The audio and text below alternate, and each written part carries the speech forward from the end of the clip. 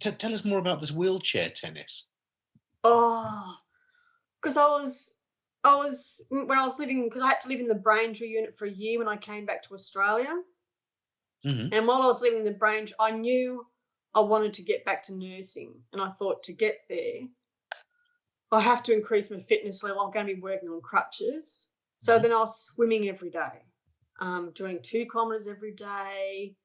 And within 12 months, I was competed in the state championships of swimming, and I won 5 gold medals. I also represented New South Wales in dressage with riding for the disabled. Yeah. I was cantering around on a horse. And then there was a friend of mine was trying to get me into, I played sitting volleyball, and everyone was trying to get me into basketball.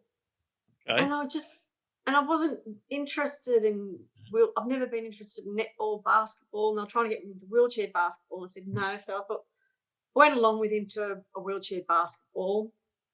And when I was there, someone said about wheelchair tennis. I said, what? Wheelchair tennis? So then, I thought, I aimed at tennis. So I went to this, I played, there was Sydney International for wheelchair tennis.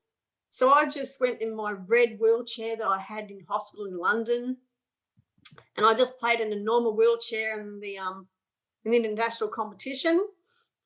And I hadn't played, and I came runner-up against a gentleman in these roundovers. And then this guy who had developed wheelchair tennis, an older gentleman, he saw me and he said, what are you doing in this chair? I said, this is a wheelchair I've got for tennis. And I didn't realise at that stage he had cambered wheelchairs for tennis. So he said, no, we're going to get you into tennis. I thought, fantastic. So with Wheelchair Sports New South Wales, David Hall, I had a chair of his, and I used that chair for wheelchair tennis.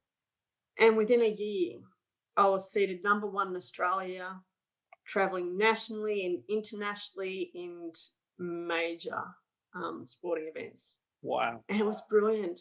It was great. And I spent 6 months, because I was winning fairly easily here in Australia. It was number 1, and I was travelling around nationally. And then I wanted to be a Paralympian. I thought I'm going to go to Beijing.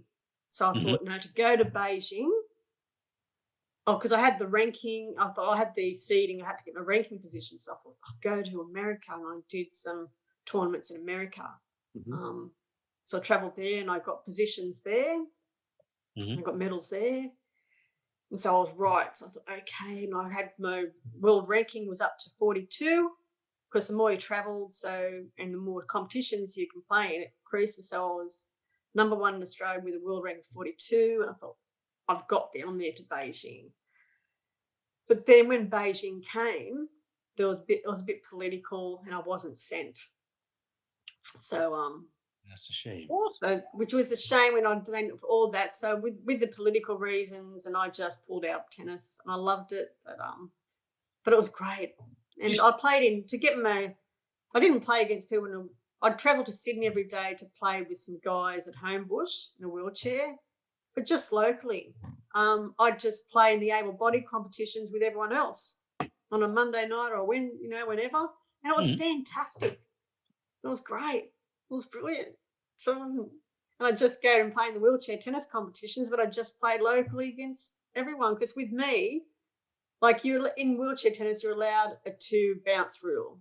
But at the elite level I was playing it, like you'd very rarely use it. If they do a drop shot over the net, it was a bonus to get those 2 bounces. I always allow myself a 2 bounce rule when I'm playing. Sometimes 3. As long as you're out there enjoying it, that's amazing. In fact, if it lands flat and I can scoop it, that's a taker as well.